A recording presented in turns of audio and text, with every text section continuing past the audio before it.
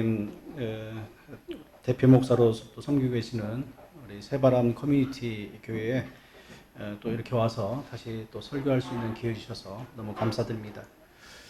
우리 새바람 커뮤니티 교회가 수준 높다라는 것을 다시 한번 좀 확인한 것이 임예송이 이게 라틴어예요, 사실은요. 여러분 알고 그러십니까? 제가 독일에서 유학하는 동안에 프랑스 떼제를 우리 교회 수련회로 2번을 다녀왔어요. 근데 떼제 가니까 이 찬송이 있더라고요. 우비 카리타스 엣 아모르라고 하는 이 찬송을. 그래서 그때 이제 너무 은혜롭게 부르고 그랬던 것을 또 책자로 만들어 가지고 우리 독일 목회하던 교회에서 같이 부르던 그런 기억이 있는데, 지금 몇십 년 만에 또 이 찬송을 이렇게 부르면서 너무 이제 감동이 되는, 역시 수준 높은 교회다라는 것을 다시 한번 확인하는 그런 시간이 되었습니다. 저는 오늘 구약성경 느헤미야 8장에 나오는 말씀, 설맞이 골라공동체의 풍경이라는 제목으로 말씀을 전하고자 합니다. 구약성경에도 보면은 우리나라의 구정, 설과 같은 그런 날이 있습니다. 구약성경에는 2종류의 정월이 있는데요. 니산월이라고 하는 양력으로 하게 되면 이제 3월, 4월에 해당되지는 그런 정월이 있고, 그리고 이제 티슈리월이라고 하는 7번째 달입니다. 양력으로 하게 되면 9월, 10월에 해당되지는 그런 또 정월이 또 있게 되어집니다. 오늘 읽어드린 느헤미야 본문은 티슈리월, 그러니까 7번째 달에 해당되어지는 첫째 날에 있었던 설 명절. 오늘날도 유대인들, 이스라엘 사람들은 이 티슈리월을 가지고 설 명절을 그렇게 지내고 있게 되어집니다. 오늘 설교 제목에 나오는 골라 공동체라고 하는 이 단어가 나오는데요. 골라는 히브리어입니다.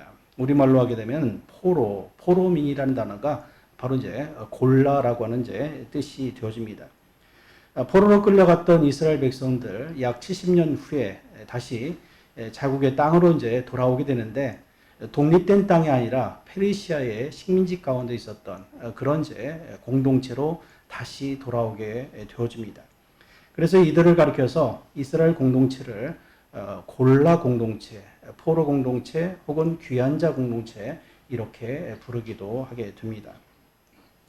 느헤미야 8장 2절에 보게 되면은 7째 달 초하루가 되었습니다. 7째 달 초하루는 이스라엘 절기상 나팔절에 해당되어집니다. 한 해의 시작을 알리는 의미에서 나팔을 분다라는 의미에서 나팔절이라고 보통 부르게 되어집니다. 7째 달 첫째 날이 시작되자 이스라엘 백성들이 자기 성읍에 거주하던 모든 백성이 일제히 예루살렘 수문 앞 광장에 모이기 시작했다라고 이야기를 해주고 있습니다. 여러분, 여기서 말하는 이제 일제히라고 하는 표현이 나오는데, 일제히라는 이 표현이 히브리어로 보게 되면은 케 이쉬 에하드라는 단어입니다. 케는 영어의 as like예요. 뭐뭐처럼입니다. 이쉬는 사람이고요. 에하드는 영어의 원입니다. 하나입니다. 그러니까 케 이쉬 에하드 하게 되면은 한 사람처럼이라는 뜻입니다. 우리말 성경에 나오는 이제 일제히라고 하는 이 단어는 한 사람처럼 모여들었다라는 의미인데, 느헤미야 7장 66절에 보게 되면은 바벨론 포로에서 돌아온 귀환자들이 장정만 42,360명이었다라고 이야기합니다. 장정만 42,360명이었으면은 부녀자들, 어린아이들, 노약자들 다 합치면은 거의 한 20만 명 이상이 되어지는 숫자가 되어집니다. 이 20만 명 이상이 되어지는 이 숫자가 나팔절, 설맞이, 이 날을 맞이해서 예루살렘 수문 앞 광장에 일제히 마치 한 사람처럼 일사불란하게 모여들었다라는 이야기입니다. 이야기는 이 공동체가 한 마음 한 뜻이 되었다, 하나가 되었다라는 의미를 상징하게 되어집니다. 우리나라도 설 명절이 되면은 고향으로 향하는 그러한 차량 행렬들이 참 많습니다. 올해도 설 명절에 약 600만 명, 이 당일만 600만 명 정도가 이동을 했다라고 이야기합니다. 마찬가지로 약 20만 명 이상 되어지는 이 골라 공동체가 이스라엘 설 명절을 기념하기 위해서 예루살렘 수문 앞 광장으로 모여들게 된 것입니다. 이때 느헤미야 8장 4절에 보니까 제사장 겸 서기관이었던 이 에스라가 모세의 율법책을 읽으려고 나무 강단에 올라서게 되어집니다. 이 나무 강단이라고는 이 표현이 느헤미야 8장 4절에만 딱 한 번 구약성경에서 나오게 됩니다. 구약성경에도 어디에도 없는 나무 강단이라고 하는 표현이 나옵니다. 아마도 이러한 모습의 나무로 된 그런 강단이었던 것 같습니다. 그러나 한 사람만 올라설 수 있었던 그런 공간이 아니라 여러 명이 함께 올라설 수 있는 그런 공간이 아니었을까라는 생각을 해보게 됩니다. 그 이유는 이 나무 강단을 보통은 바빌론 포로로 끌려간 이 이스라엘의 예배 공동체, 신앙 공동체가 더 이상 성전이 없기 때문에 바빌론 지역에서 하나님께 예배를 드리기 위한 그런 회당의 프로토타입으로서, 원형의 모습으로서 그렇게 가지고 있었던 것은 아니었을까라고 보통은 이제 추측을 하게 되어집니다. 그런데 에스라가 이 나무 강단에 올라서 모세의 율법책을 읽으려고 하자 이 에스라의 오른쪽에 6명이 서게 되고요. 또 왼쪽에 7명의 사람들이 서게 되어집니다. 이 사람들이 과연 누구일까? 구약성경에서는 정확하게 이들의 정체에 대해서 이야기를 하고 있지는 않습니다. 그런데 많은 주석가들은 이들을 평신도 지도자들이었을 것이다 라고 이야기를 하게 됩니다. 에스라가 느헤미야 8장 3절에 새벽부터 정오까지 모세의 율법책을 낭독하게 됩니다. 그러면 새벽부터 정오까지라고 한다면은 보통은 오전 6시부터 정오 12시까지 6시간 동안 이 에스라가 모세 율법책을 혼자 낭독해야 되는 거예요. 6시간 동안 혼자 낭독을 할 수 있을까? 굉장히 힘들겠죠. 그래서 아마도 이 13명의 이 평신도 지도자들은 모세가 6시간 동안 에스라가 모세 율법책을 6시간 낭독하기 위해서 중간중간에 도와주던 평신도 지도자들이었을 것이다라고 보통은 보게 되어집니다. 에스라가 모세 율법책을 낭독하다가 힘들고 지치면은 그러면 이 평신도 지도자들이 대신해서 이 모세 율법책을 대신 낭독해 주던 그런 에스라의 돕는 자들, 이 에스라를 돕던 그런 동역자들이었을 것이다라고 보통은 보게 되어집니다. 그런데 하나님은 에스라에게 또 다른 동역자들을 보내주셨습니다. 본래 이스라엘 사람들은 히브리어를 사용했었죠. 그렇죠. 히브리어를 사용했었습니다. 그러나 바빌론 포로로 끌려간 포로 생활을 하던 70년의 시간들을 보내던 이 포로민들은 더 이상 히브리어를 사용하지 않게 되어집니다. 바빌론에 가보니까 바빌론의 언어가 있었고요. 그리고 그 당시에 많은 사람들이 사용하던 아람어가 또한 있었습니다. 여러분 한번 생각해 보시게 되면은 우리 한국인 부부가 유학생활로 미국으로 건너가게 됩니다. 그러면 그곳에서 생활하면서 또 자녀들을 낳고 자녀들이 교육할 때는 영어가 훨씬 편한 그런 언어가 되는 것처럼 바빌론 포로로 끌려간 공동체들은 더 이상 히브리어를 사용하지 않고 바빌론의 언어와 그리고 아람어를 주로 또 사용을 하게 되어집니다. 이후에 바빌론이 또 무너지게 되죠. 그리고 페르시아의 고레스가 페르시아 시대를 열게 되어집니다. 그리고는 바빌론 포로로 끌려왔던 사람들 자국으로 다시 돌아가라고 이야기를 하게 됩니다. 포로로 끌려왔던 이 골라 공동체 다시 유다 땅으로 돌아와서 이들이 사용하는 언어가 무엇이었을까? 이들에게는 히브리어가 편한 언어가 되지 않았습니다. 오히려 아람어가 편한 언어가 되었습니다. 왜 그러냐면은 이 아람어가 페르시아 시대 때에 링구아 프랑카라고 얘기하는 국제 공용어가 되어집니다. 아람어가 국제 공용어가 되어지는 거예요. 그래서 히브리어는 종교 지도자들, 이 토라를 읽어야 되는 종교 지도자들에게만 사용되어지는 그런 언어일까? 나머지 일반 백성들은 아람어가 아주 친숙한 그런 언어 문자가 되어진 것이었습니다. 그런데 문제는 에스라가 읽었던 이 모세 율법책은 무엇으로 기록되냐면요. 바로 히브리어로 기록되어 있었던 것이었습니다. 그렇다면 이 모세 율법책을 낭독을 듣고 있던 이 청중들, 20만 명 이상이 되어지는 이 청중들은 과연 이 모세 율법책 히브리어로 기록된 이 내용을 다 완벽하게 이해하고 있었을까? 그렇지 않았던 것입니다. 그래서 느헤미야 8장 7절에 보게 되면은 모세의 율법책이 낭독되는 과정에서 또 13명의 레위 사람들이 소개가 되어집니다. 예수아, 바니, 세레바, 야민, 악굽, 사부대, 호다야, 마세야, 그리다, 아사랴, 요사밧, 하난, 블라야. 우리말 성경에는 블라야와 레위 사람 이렇게 되어 있는데 사실 많은 사본들과 역본들 가운데는 이 와, 접속사가 빠져 있습니다. 대부분의 사본과 역본에는 빠져 있어요. 그렇다면은 이 13명, 예수아로부터 시작해가지고 블라야라고 하는 레위 사람은 이렇게 되어지는 것입니다. 그래서 이 13명의 사람들이 청중들, 백성들 중간중간에 들어가 있게 되어집니다. 저는 이 사람 13명이 전부라고 생각하지는 않습니다. 대표적인 지도자들, 레위 사람이라고 보게 되고요. 청중들 가운데 13명의 지도자들이 되어지는 레위 사람들이 들어가 서게 됩니다. 이들을 13명의 레위 지도자들은 과연 청중들 가운데서 뭘 했을까? 느헤미야 8장 7절 하반절에 보니까 이들은 백성이 제자리에 서 있는 동안에 그들에게 율법을 깨닫게 했다라고 이야기를 하고 있습니다. 에스라는 히브리어로 율법책을 낭독하고 있었고요. 이 레위 사람들은 백성들에게 이 율법책을 깨닫게 했다라고 이야기합니다. 그렇다면 이 깨닫게 했다라는 이야기가 도대체 뭘까? 지금 청중들이 히브리어를 이해를 못하니까 중간중간에 이 레위 사람들이 들어가서 히브리어를 아람어로 이들이 통역을 하는 것입니다. 레위 사람들이 이해하기 쉽게끔, 청중들이 이해하기 쉽게끔 레위 사람들은 지금 아람어로서 히브리어를 듣고 아람어로서 통역을 하고 있는 것입니다. 또 때로는 백성들이 더 이해하기 쉽게끔 그것에 대해서 풀어서 해석을 해주고 있다. 그래서 깨닫게 해주고 있다라는 이야기에 해당되집니다. 그래서 구약학자로서 아주 유명한 폰나트라는 구약학자가 있습니다. 이 구약학자 폰나트는 이것을 레위 사람들이 청중들에게 설교를 했다라고 또 해석을 하게 됩니다. 왜냐하면 히브리어로 된 이 성경 본문을 아람어로 번역하는 것과 더불어서 또 해석해서 거기에다가 좀 더 이해하기 쉽게끔 풀어서 설명을 하고 있으니까 그래서 이것을 설교를 했다라고도 이야기를 하게 되어집니다.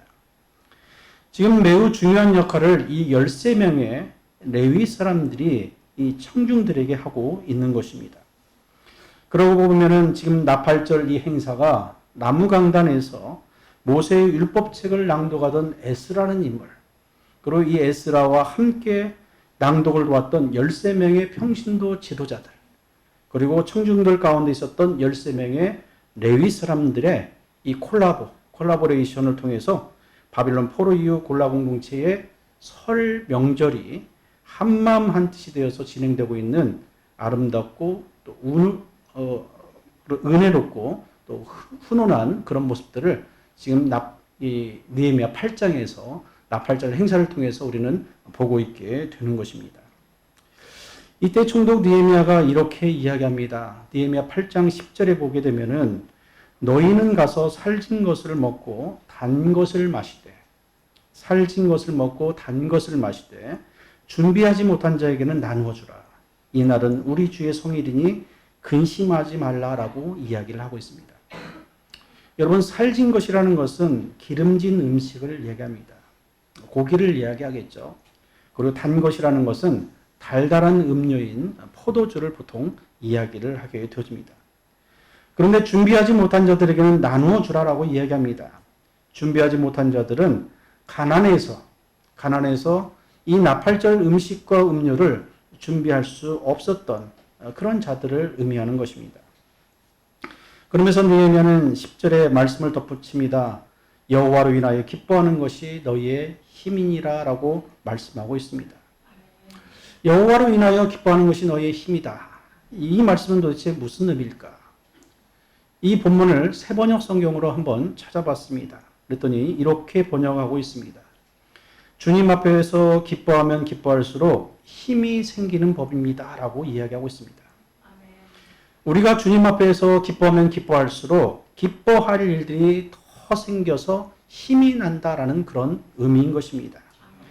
우리가 주님 앞에서 기뻐하면 기뻐할수록 또 감사하면 감사할수록 하나님은 우리에게 기쁨의 일들을, 감사할 일들을 더 많이 주시는 분이다라는 의미가 되는 것입니다. 우리가 주님 앞에서 기뻐하면은 시편 30편 1절에 보게 되면요. 주께서 나의 슬픔이 변하여 나의 춤이 되게 하시며 나의 베옷을 벗기고 기쁨으로 띠띠우셨다라는 말씀을 해주고 계십니다. 저희 가정은 2010년도부터 사순절 기간이었었는데요. 사순절 막 시작하는 그 즈음이었습니다. 근데 우연히도 감사노트라는 것을 쓰게 됐어요. 저희가 살고 있던 집 바로 앞에 권사님이 미용실을 하고 계셨는데 미용실 권사님, 우리 교회 권사님은 아니었습니다. 그런데 본인의 언니가 목사님이셨는데 그 교회에서 감사노트라는 것을 이제 쓴다고 해서 저와 저희 아내에게 두 권의 이제 감사노트 빈 것을 이제 주는 거였습니다. 그러면서 이 감사노트를 이제 쓰기 시작하게 됐는데요. 하루에 20가지씩 감사의 내용들을 이제 매일같이 쓰는 거였습니다. 이 사순절 기간이 이제 끝날 때까지 쓰는 거였죠. 처음에는 하루 20가지의 감사거리를 찾아내는 것, 이게 쉽지가 않았습니다. 그런데 어느 날부터인가는 하루 20가지의 감사거리가 차고 넘쳐서 22개가 되고 3개가 되고 4개가 되고 5개가 되는 날도 있었습니다. 이렇게 작성된 감사노트는 주일 저녁이 되면은 저희 가정이 하나님께 가정 예배를 드리면서 서로 이제 나누는 그런 시간을 갖게 되었습니다. 제 아내의 이전 감사노트를 한번 봤던 적이 있습니다. 2010년 3월 13일이었는데 수중이 5,500원밖에 없었는데 병원 진료 2,600원, 약값 2,800원, 휴 100원 남게 하심에 감사. 불친절한 동네 뻥튀기 아저씨가 마음에 들지 않았지만은 몸 컨디션이 안 좋은가 보다 라면서 긍정적인 생각하게 하심에 감사. 힘들어도 짜증 한 번 내지 않는 책임감과 자상함과 온유함으로 똘똘 뭉친 이 남자가 내 남편이어서 감사. 제가 이 정도입니다. 제가 제 아내의 감사노트를 이렇게 나누는 것을 듣고 또 쓴 것을 보다 보면은 어떨 때는 제 코끝이 찡한 그런 시간들이 있게 되고요. 또 제 안에 있던 감사가 자그마한 감사가 더 커지게 되는 그런 모습들을 경험하는 시간들이 참 많았던 시간들이었습니다. 사소한 것도 하나님의 은혜고 또 감사로 생각하는 이 아내를 주심에 대한 또 감사의 마음을 또 이 나눔을 통해서 갖게 되었습니다. 사실 이때가 저와 저희 가정이 가장 어려운 여러 가지 면에서 가장 어려운 그런 시절이었었습니다. 그런데 우리가 주님 앞에서 감사를 고백하고 또 주님을 찬양으로 높여드리니까 주님은 그것을 좋게 보시고 또 우리에게 필요한 것들, 우리의 결핍을 채워주시는 그 하나님이심을 깨닫게 되고 또 경험하게 되었습니다. 시편 30편 11절의 말씀처럼 우리가 주님 앞에서 기뻐하게 되면요. 주께서 나의 슬픔이 변하여 기쁨이 되게 하시고 춤이 되게 하시며 나의 베옷을 벗기고 기쁨으로 띠를 띄우셨다라는 이 말씀을 경험하는 시간들이 되었던 것입니다. 여러분 모두도 동일한 은혜를 경험하시는 여러분 되시기를 주님의 이름으로 축원합니다. 느헤미야 8장 10절에 느헤미야 말을 들은 이 백성들은 각자의 집으로 돌아가게 되었습니다. 나팔절 행사를 마치고 돌아가게 되었습니다. 백성들은 돌아가서 느헤미야 8장 12절에 먹고 마시며 가난한 자들에게 나누어 주었고 그리고 크게 즐거워했다라고 이야기를 해주고 있게 되어집니다. 느헤미야가 이야기한 대로 백성들은 부자나 가난한 자나 모두가 먹고 마시는 그런 풍성한 축제로 이 나팔절을 만들었던 것이었습니다. 여기 느헤미야 8장 12절 하반절에 매우 중요한 말씀이 나오는데요. 백성들이 그 들려준 말을 밝히 알미라라고 되어 있습니다. 백성들이 그 들려준 말을 밝히 알미라. 모세의 율법책인 이 기록된 그 말씀, 히브리어로 기록된 그 말씀조차도 사실은 굉장한 힘이 있죠. 그렇죠. 기록된 말씀도 힘이 있고 중요합니다만은 그러나 이 기록된 말씀이 12절 하반절에 보니까 들려준 말씀으로 바뀌어질 때 기록된 말씀이 들려준 말씀으로 선포되어질 때 이때 이 말씀의 능력이 훨씬 더 커지는 것입니다. 이런 깨달음을 경험한 이스라엘 공동체는요, 이후 자신들의 죄와 또 조상들의 허물을 자복하면서 느헤미야 9장과 10장에 가서 견고한 언약을 세워서 임봉하게 되는, 자신들의 하나님께 다시 한번 언약을 맺고 거기에다가 사인을 하게 되는 그런 일이 느헤미야 9장 10장으로 이어지게 되어집니다. 기록된 말씀이 들려준 말씀으로 바뀌어질 때 나타나는 놀라운 변화인 것이죠. 골라 공동체는 말씀으로 인한 은총의 파장을 경험하고 있는 것이었습니다. 저는 나팔절 이 설 명절에 골라 공동체의 풍경을 보면서 공동체라고 하는 단어를 한번 생각해 보게 되었습니다. 우리는 교회를 가리켜서 보통은 이 커뮤니티 처치 혹은 처치 커뮤니티라고 얘기합니다. 우리 새바람교회에 들어오는 문에도 역시 그렇고 이 주보에도 보게 되면은 새바람 커뮤니티 처치, 새바람 커뮤니티 교회라고 하는 이 표현을 사용을 하고 있게 되어집니다. 독일어도 역시 동일하게 키리셴 게마인데 교회 공동체라는 말을 또 쓰게 되어집니다. 우리 새바람 교회도 홈페이지를 보니까 한번 찾아봤어요. 제가 어제 새바람 교회는 이런 교회다라고 알려주고 있는데, 새바람 교회는 예수 그리스도를 통하여 자신을 계시하신 하나님을 아버지로 고백하고 십자가와 부활을 통하여 영원한 구원을 확증시켜 주신 예수 그리스도를 구속자로 고백하며 아버지와 아들의 사랑을 우리 속에 해석하시는 성령을 구속자로 고백하는 신앙인들의 공동체입니다. 이렇게 이야기를 해놓고 있습니다. 여러분, 정말 멋있는 이 신앙 고백적 표현이라고 저는 이제 생각을 합니다. 그런데 여기에 나오는 이 공동체라고 하는 커뮤니티, 이 단어는 사실은 라틴어에서 이제 나오게 되었는데요. 두 개의 단어가 합성이 된 겁니다. 영어에 이제 커뮤니티라는 단어는 하나는 컴이라고 하는 함께라는 의미가 있고요. 또 하나는 무니스라고 하는 뜻입니다. 무니스는 의무를 다하다, 해야 할 일들을 하는 것이죠. 혹은 서로 잘 돌봐주다라는 의미가 이 무니스 안에 있게 됩니다. 그러니까 공동체라고 하는 이 커뮤니티는 구성원 각자가 서로의 의무를 다하는 겁니다. 마땅히 해야 될 일들을 다 하는 거예요. 공동체는 그런 것입니다. 그것이 바로 이제 그 공동체라는 그 모임인 것이죠. 또 더불어서 이 공동체는 서로의 부족함들을 채워주고 보살펴주고 돌봐주는 것, 이곳이 바로 공동체인 것입니다. 지금 바벨론에서 돌아온 골라 공동체가 설 명절을 맞이해서 서로가 마땅히 해야 될 일들을 다 하면서, 그렇죠? 에스라는 에스라의 역할을 했죠. 그리고 에스라와 함께 나무 강단에 올라섰던 13명의 평신도 지도자들은 또 그들의 역할을 다했습니다. 또 13명의 레위 사람들은 또 그들의 역할을 다했던 것이고요.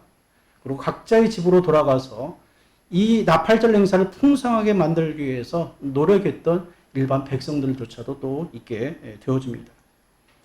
그래서 바벨론에서 돌아온 이 골라 공동체는 설 명절, 나팔절을 맞이하면서 서로가 마땅히 해야 될 일들을 다 하면서 또 서로를 잘 돌봐주는, 나팔절 음료를 준비하지 못한 자들에게는 나눠주면서, 그러면서 풍성한 그런 잔치의 그런 명절, 축제가 되었던 것입니다. 결국 이러한 힘으로, 그들이 이러한 힘으로 무너졌던 성전을 건축하게 되었고요.